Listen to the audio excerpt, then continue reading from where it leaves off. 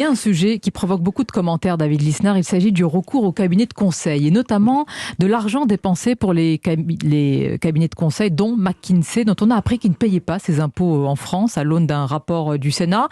Est-ce que l'État pouvait ignorer une telle situation et que vous inspirent ces cabinets de conseil aujourd'hui ? Alors, d'abord, il ne s'agit pas d'être contre les cabinets de conseil ou pour les cabinets de conseil. Dans toute entité complexe comme un État, on a besoin de conseils extérieurs, de tiers sachants, et on peut recourir à des cabinets de conseil. Mais c'est comme le cholestérol, il en faut, mais pas trop. C'est-à-dire que là, ce qui est extrêmement frappant, c'est cette montée exponentielle des cabinets de conseil, notamment de McKinsey, jusqu'à 1 milliard d'euros l'année dernière. Et ce qui est en fait révélateur de plusieurs choses. Un, ça révèle l'embourbement de l'appareil d'État, qui ne sait plus décider, qui ne sait plus, alors qu'il y a des gens de grande qualité. Deux, ça révèle une fausse modernité, c'est un archaïsme en réalité.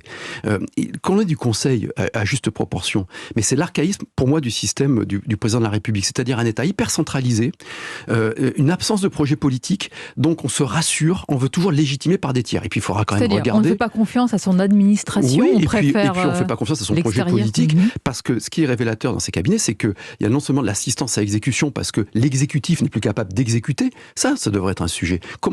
Parce qu'on commande des discours et des intentions, mais quand on regarde la réalité de l'exécution des choses, chef de l'État, c'est chef de l'appareil de l'État. Comment fonctionne l'État ? Au moment où on n'a jamais eu autant recours au cabinet conseil, on n'a jamais eu autant de dépenses publiques et de prélèvements obligatoires. Donc on paye 3 fois. On paye en tant qu'usager parce qu'on a un mauvais service, on paye en tant que contribuable l'administration et on paye en tant que contribuable les cabinets conseil. Et puis il faudra quand même regarder les conditions de conception, d'attribution et d'exécution de ces marchés s'il n'y a pas des connivences d'État. C'est-à-dire qu'on analyse. Moi j'ai écouté comme vous... quand vous dites connivence d'État, là on est interpellé. J'ai écouté ce que disaient les sénateurs et on comprend pourquoi l'exécutif voudrait que le Sénat soit à la botte. Il faut accepter qu'il y ait des contre-pouvoirs ou des pouvoirs indépendants en France. Et donc qu'il n'y ait pas de connivence au sein de McKinsey et l'exécutif. Ces questions-là doivent être posées.